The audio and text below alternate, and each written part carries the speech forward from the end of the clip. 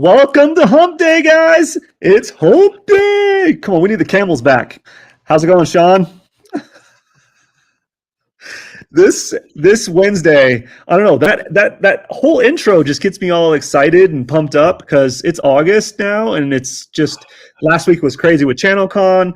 So this week, it's another PitchIT episode coming to you live. Sean and I, just an awesome co-host that hasn't said a word yet because he just is gushing at Hump Day Wednesday.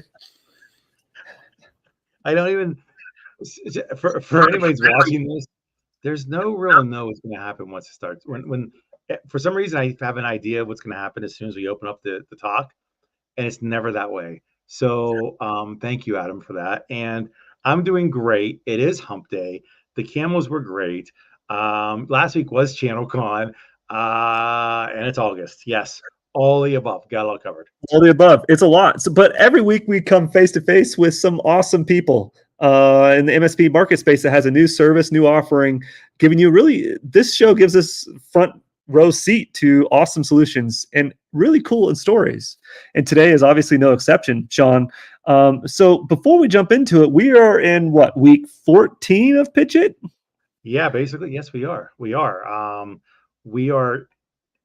Here's what's exciting for me. We are in week 14. We're on the backside of this whole competition as far as the incubator is concerned, right? Which is going off of the 3 promises that you so graciously put on the screen for me, Adam, where we talked about where Jason McGee put out a few years ago, and ConnectWise 19 just said, hey, we need to make things easier to do business with, more invested in partner growth, more innovation faster. We're here to talk about the PitchIT program because that's exactly what this is. It represents all of those things, right? The fact of the matter is that we have 2 weeks until we actually see the battle royale take place, where all these PitchIT vendors that have spent all these weeks in, and just like one of you were about to bring on the screen a minute said he doesn't want it to end. He feels like it's summer camp, which I'm so glad to hear. I love summer camp. But for all these vendors to get involved and to compete and show their best to see you become the 3 finalists. So we're going to go through those live pitches starting the second to last week of August. You'll know who the 3 finalists are by the second week of September. And those are the men and women that will be competing at IT Nation Connect in November on the 5th, on stage, 3 p.m. Eastern Standard, in front of, I projected to have over 1,000 people in that room now. So to be watching. So I'm excited. I'm nervous. Awesome. I hate, as much as I love coming to the finals or to these preliminaries, I hate making the announcement of who's who. I hate the outreach that I have to do to every single vendor to tell them they did or did not make it. I'm happy for the ones that did make it, and I feel bad for the ones that didn't. It's a horrible feeling. Yeah, no, it's awesome. And we're getting into a crazy busy time because next week, IT Nation Grow, IT Nation Evolve, then the following week, IT Nation Sydney, APAC. So there's a lot going on. Amongst all that, you have all these competitions and things going on, and you have the final preliminaries and things going on. So It's exciting. Yeah, I mean, think about this, dude. You're first half of the year, you got February, March, April, you start seeing all the events taking place. It starts ramping up, right? And then you hit July, like the end of June, and then July is kind of slow for events, right? There's only a handful at best, maybe 1 or 2. And then all of a sudden, the second half of the year is freaking busy, and all the cool shit happens, and everybody's closing up business, which makes it even more rapid, I feel like, So I'm excited about it. These guys are all did a nice job. I'll be sad to see the vendors that don't make it go. They don't have to go, really, but they have to go. You have to leave, but you don't have to leave, but you have to leave. Yeah. But no, it's exciting. And then we finish it off with Connect. Yeah. Awesome. Well, I want to jump into the content because I know we have 2 awesome people, love to talk and love to engage. But I want to remind our viewers that this isn't just a show. This is an interactive experience, right? So we want you to be part of the conversation. Feel free to drop comments, questions in the chat. We'll be monitoring the chat and so forth. Sean will be keeping an eye on that, bringing you kind of the insights and bringing into the discussion. So with that, without further ado, we have 2 contestants today, Anup from ThreatMate and Wayne from Symoda. And so I'm going to bring on Anup first. How you doing, Anup? Hey, I'm doing fantastic. I was thinking, about this hump day thing. Maybe it's CamelCon. What do you think? CamelCon. That's like so dumb genius. I love it. I want to have a conference called CamelCon. Yeah. And don't tell me what it consists of, but don't tell me what it is, because it could be like Camel cigarettes. It could be a hump day thing. It could be an animal thing. Nobody knows. We're not going to go there. We're not going to go there, Lardo. Let's not go there. So Anup, tell us a little bit about ThreatMate, if you don't mind. What do you guys do? What is that all about? Yeah, no, excited to be here. So ThreatMate is a continuous threat exposure management platform for managed service providers. Really what that means is we help you identify security exposures in your client networks. On a grander scale, a lot of managed service providers have sort of outsourced cybersecurity to 24/7 SOC. And what they don't realize is they serve a key role in securing their client networks. Everything left of boom, right? So boom is when a compromise happens. We count on managed service providers to secure those networks, to prevent those intrusions in the first place. And what ThreatMate does is we empower our managed service providers to find those gaps in their security and go and fix them. So I'm totally going to throw this out there, because you said exactly this. You said we expect and prefer the MSPs to do this, right? Now this is the now becoming the age-old argument of what's an MSSP, what's an MSP supposed to do, what is it supposed to deliver on, right? Yeah. And we know that's a big challenge, because and this is the fault of both MSPs and vendors. But I'm going to stick with the vendors being the fault first, because there's been a lot of vendors over the years that are in the cybersecurity space, especially, they use regular jargon buzzwords. Mm-hmm. And if you use our product to become an MSSP, which we know is not accurate. Right. So how do you help them to actually address this? How do you simplify them knowing this and what to do? You know, first of all, there's the expectations of your clients, right? So most clients are expecting their managed service providers to maybe set up, but certainly manage and maintain a secure network, right? And that's an expectation, whether it's written or not. If you have massive security exposures on your network that are then used by an adversary to get on the network, they're going to point the finger at you. So we believe everything left of boom really belongs in the managed service provider camp, their remit of what to do. Now, here's the good news with all that. The way that we built our platform is you don't need to be a cybersecurity subject matter expert. We built this tool, we built this platform for IT guys, and deliberately so. Yeah, exactly. And what that also means, John, is we can now make cyber heroes out of our managed service providers, and they can deliver higher margin cybersecurity services without having to punt that revenue to a third party like an MSSP. Okay, so how do you make sure that they're enabled to do this, though? Like, what's that look like when you work with them? Because yes, you can set expectations all day, right? But getting them to actually do it is a different thing. So how do you get them? And to throw the caveat there, the fact that a business owner is so busy, if you don't make it easy for them, they don't want to do it, right? Right. They'd rather outsource it at the very least. That's true. You know, you tell me, Adam, if I'm wrong. A lot of managed service providers are looking for new revenue streams and higher margin revenue.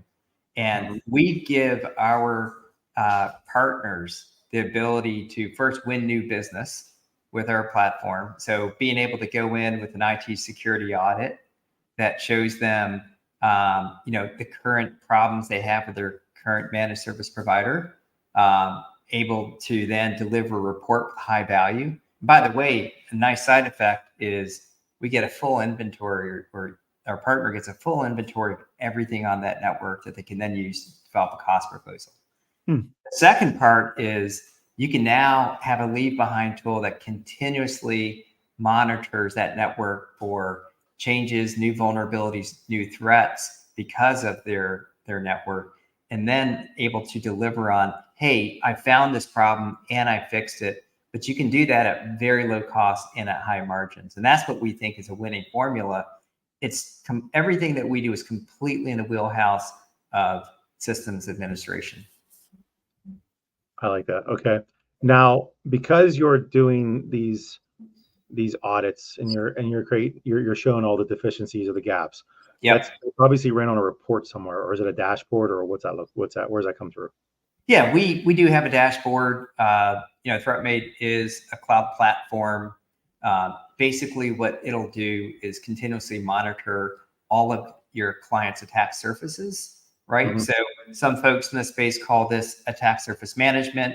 Others call it vulnerability management. Those are keywords you can anchor on in your discussions. But basically, we're looking at every attack surface, whether it's that external or perimeter security, your cloud security with your Microsoft 365 tenant or Google Workspace, behind the firewall, scanning endpoints and servers there, as well as on endpoints with our endpoint agent, especially for work from home devices. We look at every attack surface, we score everything, and then everything rolls up into a single score. Really allows for easy client communication. So instead of giving you a list of vulnerabilities or other exposures, we score it out for you. You can communicate to your client.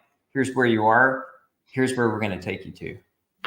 Perfect. And then two more things to add to that piece. I know, Adam, I'm on a roll because now I'm thinking about all these things. So back to the ease of use and back to reporting and integrations. Most people, a lot of our partners that watch this are using ConnectWise. They're using PSA, right? So do they have to operate out of your platform, or can they operate out of ConnectWise? Or, where does one work? Which ones, if they're using us, which one is partner facing for them to use?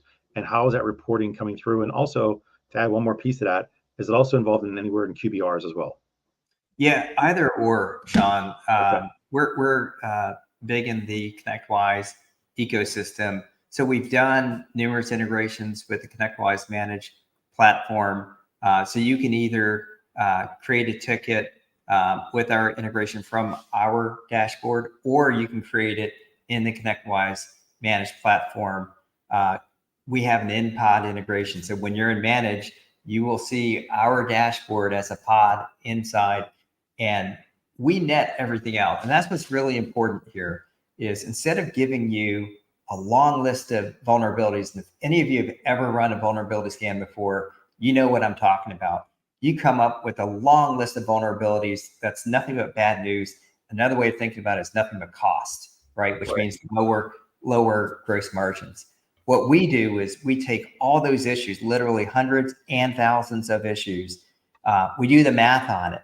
So we correlate it with threat intelligence. We tell you which ones of these are important.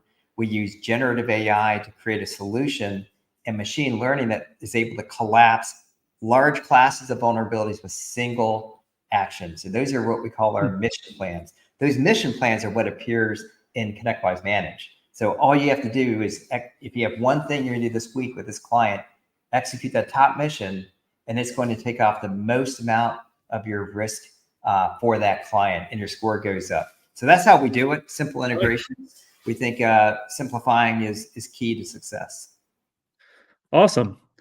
Anup, that was really great. That was Sean asked all the questions and got right down to it. He knows how much I love security, and I love the terms that you use in Chief Mate. And then there was another one you used, Captain, Threat Captain or something.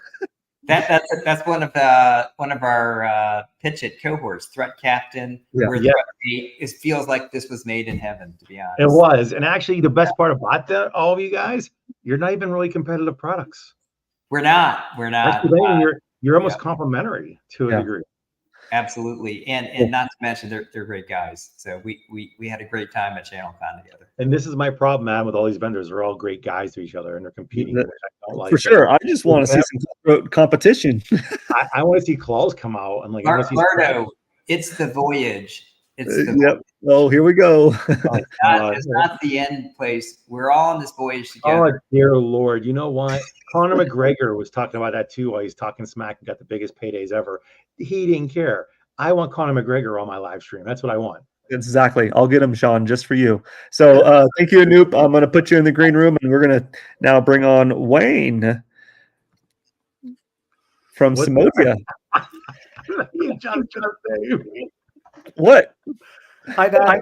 look at his name. Oh my gosh! I just noticed that. Oh boy! Hi, Dad. Oh boy! Here we go. Thanks for having me. This is great.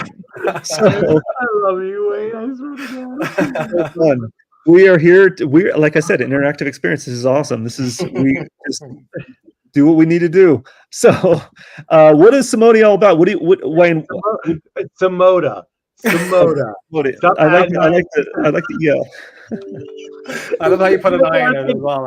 It's been Symoda. I don't even know whatever is next. I don't even know. Right.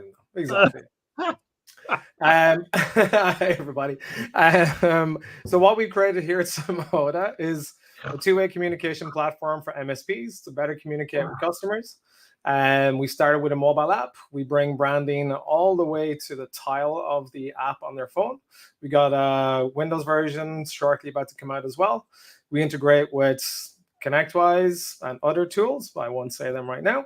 But with ConnectWise, we got a pod. We go directly to the ticket. People can see what's going on. But really kind of the inspiration for what we wanted to do is I'm a previous MSP owner. I used to always find that communication was always the biggest reason why we were told we lost a customer.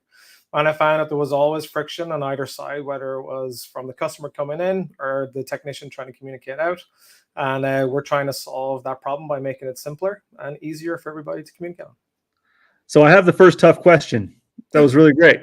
Thank you. What does the name mean?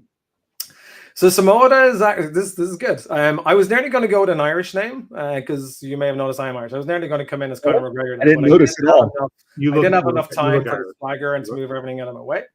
But Symoda is actually it's Greek for together.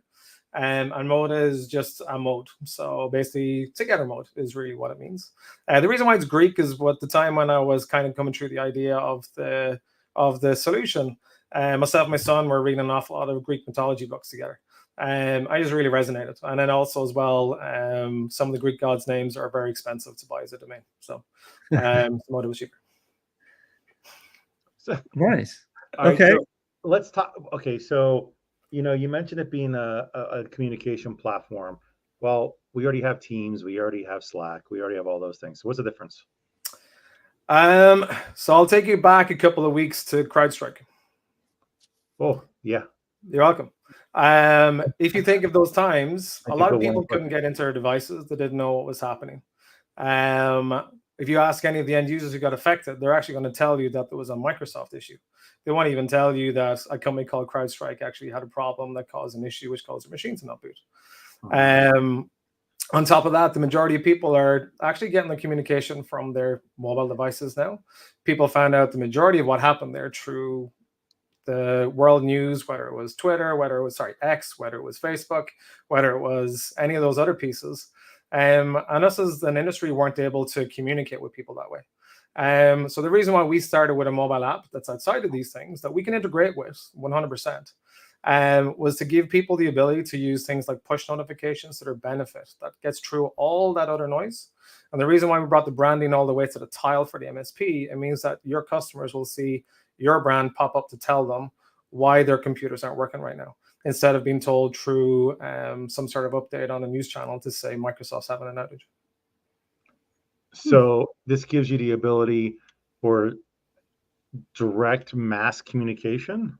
Yes. That's protected, in other words, because it's always going to run because the notification will still come through because it's an individual platform.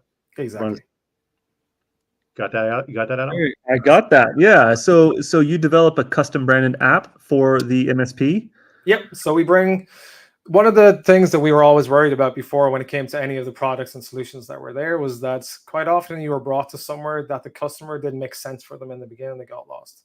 So we wanted to bring branding, not only just to have it within when you got into our solution, we could see it and we knew who you are.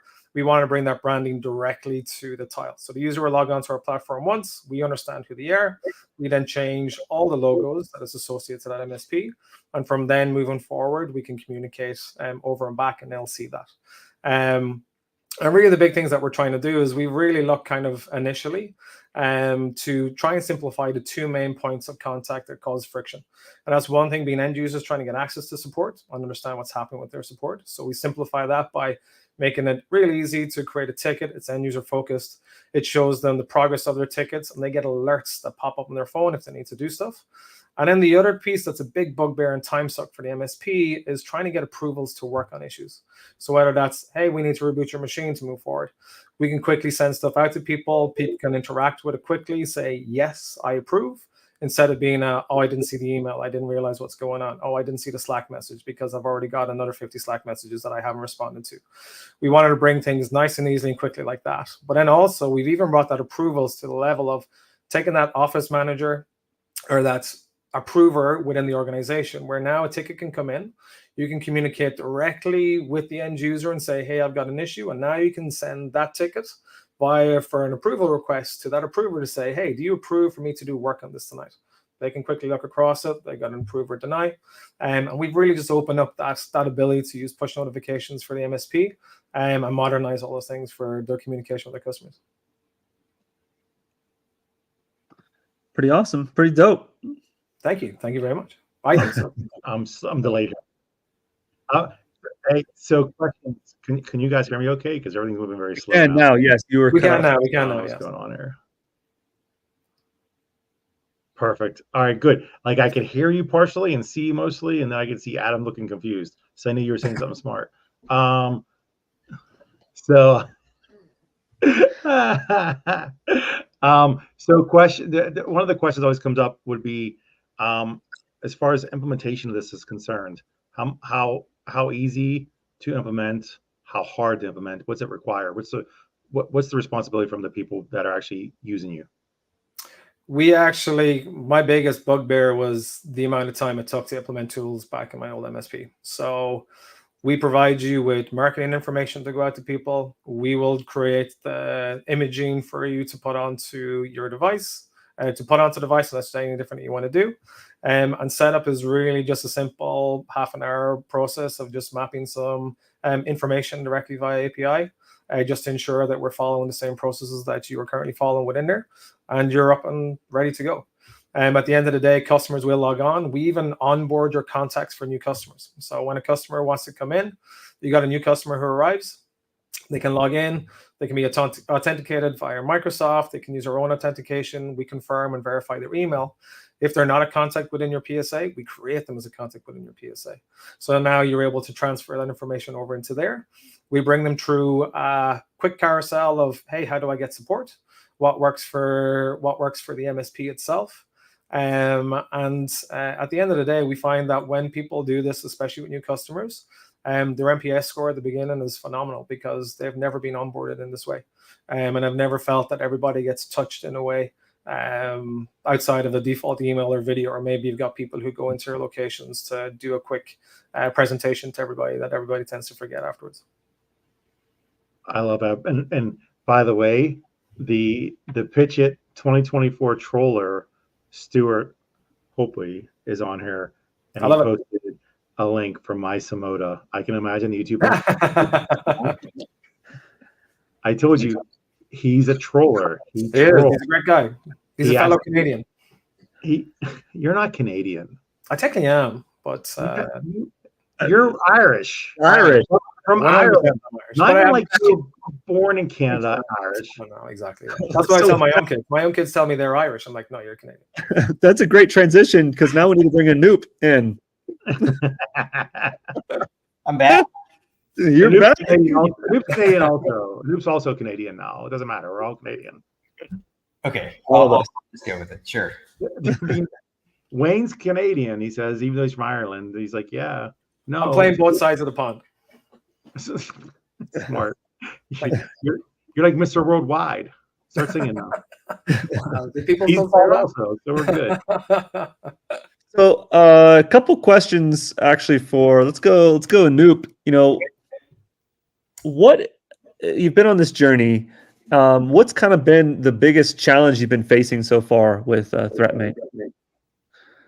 Yeah.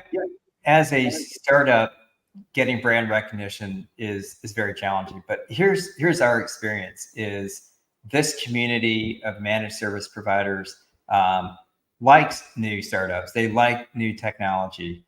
They like new approaches. As long as we're solving an actual business pain point, I think most people are pretty receptive. So, I've previously started companies in the enterprise, and what we learned there is a lot of it was about how much spending on marketing to get visibility. What we're learning here is there's much more of a human element to this. Like, who are the people behind this? What are their backstories? What can they offer us in partnership? And I'll tell you, that's been really rewarding. So we've been able to do this with a fairly lean team and lean funding, frankly. Nice. I mean, it's a good journey. So Wayne, what about yourself? Like, journey. Do not use the word journey, because now Anup is validating what he said before. But it's the journey, Sean. It's not about competing. I did say voyage, to stick to the sailing theme. Well, we're the voyage to the infinity edge, and get my inner Tony Thomas. Oh God. So Wayne, what's been kind of your biggest challenge, kind of getting things going with Symoda? I think for us is that there's two sides to it. There's the element of, I feel like as an industry, we've allowed ourselves to get a little bit lax when it comes to customer experience, and I don't think people truly understand that our customers hate the way we communicate with them and how they have to communicate with us. Like, they truly do. So I do find that sometimes it's a matter of showing the ROI and explaining the ROI to someone on the other side to be able to see it. So, like, not only are we able to help, because we've seen with some of our customers, and when we kind of look through the stats, their time to resolve actually decreases, because now all of a sudden you're no longer chasing people down 3, 4, or 5 times to try and get something done.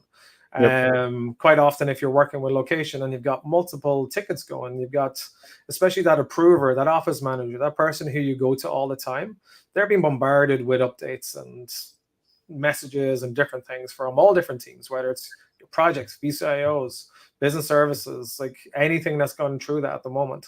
So really, we want to be able to evolve outside of the service desk and give all those things to it. But once people see the power of push notifications that they control, changes everything. They're now all of a sudden, oh wow, this is so different to any other way that I've communicated to people. I can send a mass update to everybody in a way that they can have on their phone, that's outside of everything. Just be very different from the pack. Yeah, awesome. I think that's one thing. You just brought it up, and Anup, you brought it up as well. This industry is becoming more personalized. It's a person connection. And we have been horrible at client experience. And I think since this whole AI and since this RPA stuff is going on and operational maturity level has been a focus, and since we now have ConnectWise modes, I think all these different aspects are elevating that maturity, and we're forced into this. And so, with the apps that you guys have, with the personal connections with vendors, and how we all connect with one another, and how the MSPs connect with their clients, it's all really super important to elevate that experience. Sean, I don't know if you have any other thoughts on that. Wow. Raising your hand. Yes, I do. I'd say before all this, even once the year of COVID took place and the remote workforce took place, what was happening is, when you work in an office, I can walk over to you and talk to you. So Yep. communication is different, right? Right. And it came, and so when a person that ran a help desk support team didn't think about how difficult it was to communicate in a proper way, when they could walk and go punch somebody in the arm, be like, hey, let's pay attention to this, look at this, right? Once they all had to run businesses remote from across the board, everybody realized the importance of what real communication should look like, right?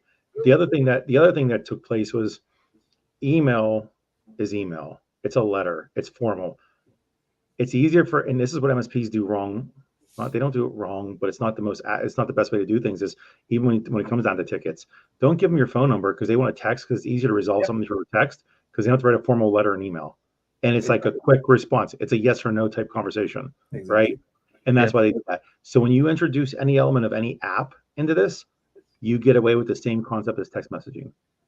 Yep. You make that matter, which makes it important. The problem then comes to play, though, when you do that, there's an element of loss in communication and translation sometimes because there's no formal anything documentation wise. Yeah. So that's that, and that's kind of where Anup comes into play too. That's why they have problems, because if it's not fully documented and exposed the right way, that's an MSP's jack shit up. And when they jack it up, that's why Anup has it, because there's gaps in their security. Yeah, exactly. And that's not just MSPs, by the way. That's also their clients, because they went through the same thing that the MSPs went through. Their customers. Yep. Yeah, it really happened that way. So I can appreciate that. I think that you're looking at a different stage of things where communication has always been vital. It's just that it's evolved into different levels of communication. Definitely. And if we don't create tools that people want to communicate on, we don't get to fix all the other stuff in the future. Yeah. Well said. Somewhat related to that is how you communicate value to your clients, right? And typically it's been very difficult to communicate security value, because oftentimes the last person you want to hear from is the security guy, right? It's like you're the bad news bearer guy, right?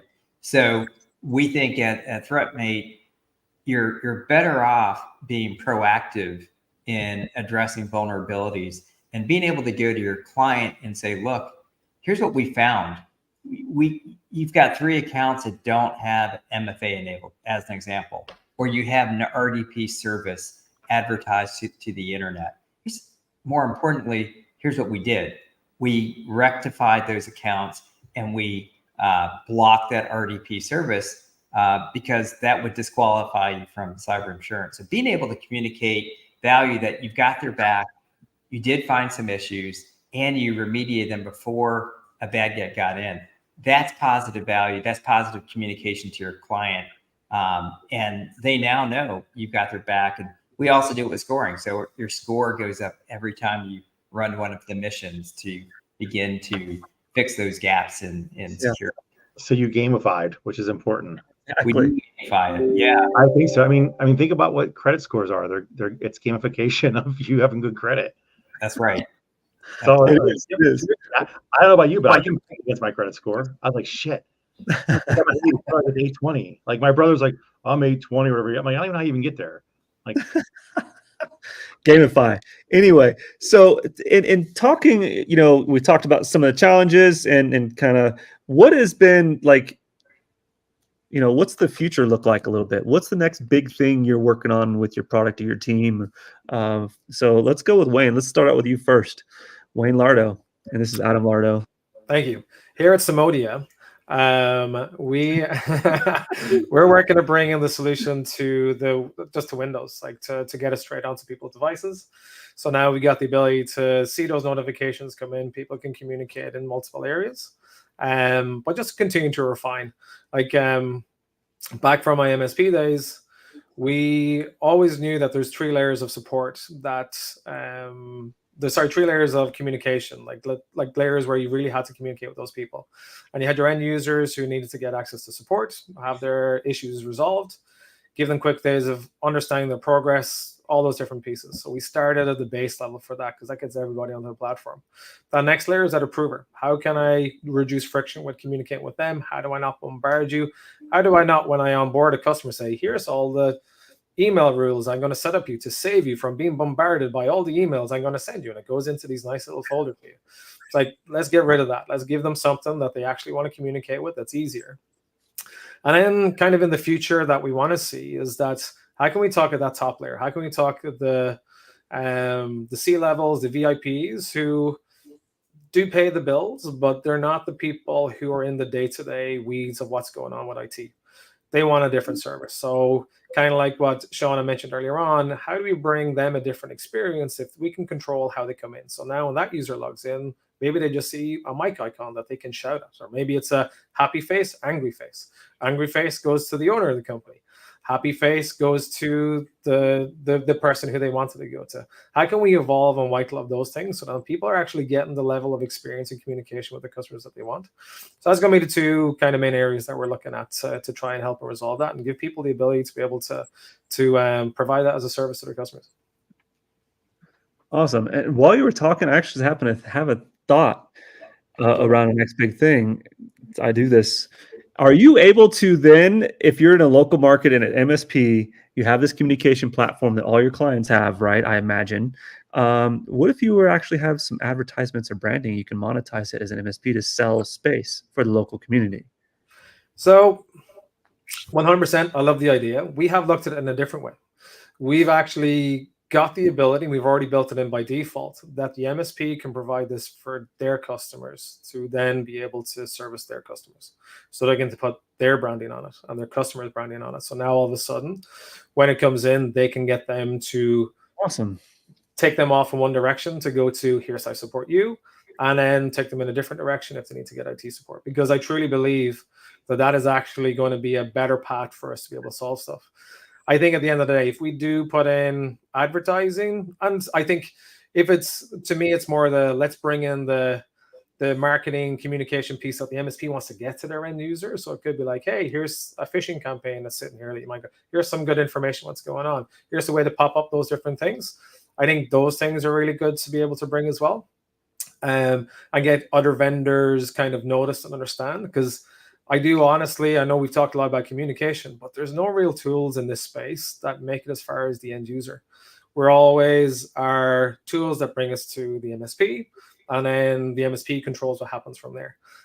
So I do think, imagine like a DR situation where all of a sudden people can use an application like Symoda, which brings them through the DR pieces. Here's the first step, here's the second step, here's the third step. Guess what? We can communicate encrypted among everybody within us, because we're not worried about email until email is confirmed that it's not compromised, and all these different things.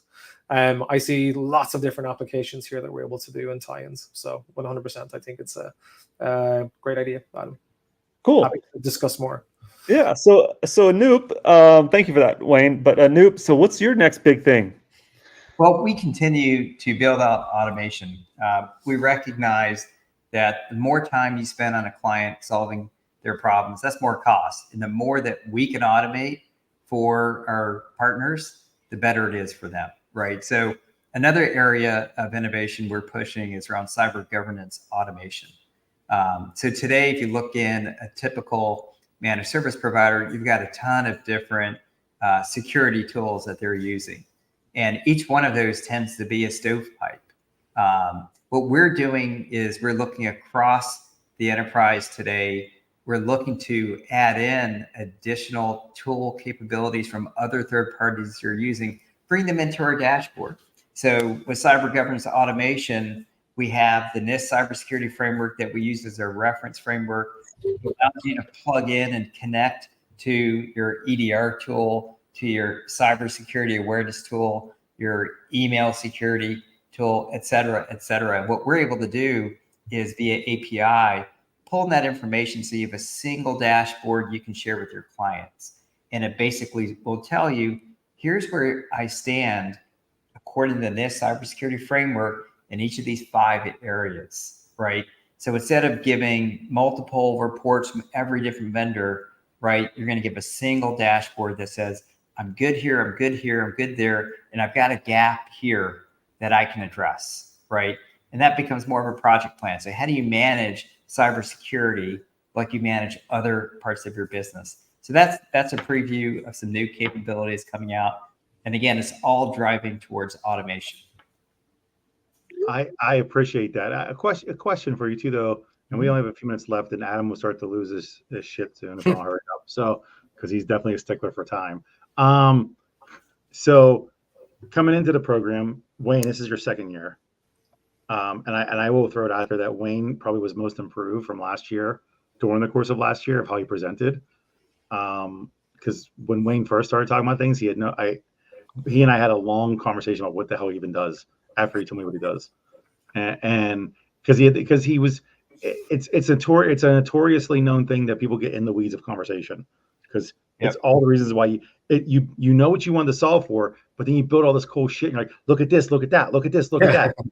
Right? And yeah, it's all great, but I don't know what the hell it means, right? Because especially when you go to explain it, presentation is a very difficult thing for people. It really is, because you have all these things in your head you want to show me, but really I don't need them all because I can only consume so much. Yeah. Right. So, but where I'm going with this is, and I'll start with you, Wayne, because you're 2 years into this. What have you pulled from this? What have you, other than the fact that you were able to speak more thoroughly to your presentation, Anything else that you pulled from being in the program? Being able to just simply refine our product offering, because I think a lot of things start way too broad at the moment. We don't look at the actual problem we're solving. Obviously, AI is a big piece to kind of bring to everything, bringing people the ability to offer things like self-service. They don't, like, if people don't have tools that we've understood work for them, then you're not going to get to those points. You're not going to arrive to that because those users aren't going to actually interact with it. Doesn't matter. So being able to have those conversations with people within the community, being able to get more conversations with MSPs, and I will say this to anybody who's jumping into this, talk to as many MSPs as you can. Understand what their problems are. Obviously, I think a lot of people who come into the space come from an MSP, so they understand the problem that they're seeing us directly within there. But we all kind of live a little bit of our own fishbowl.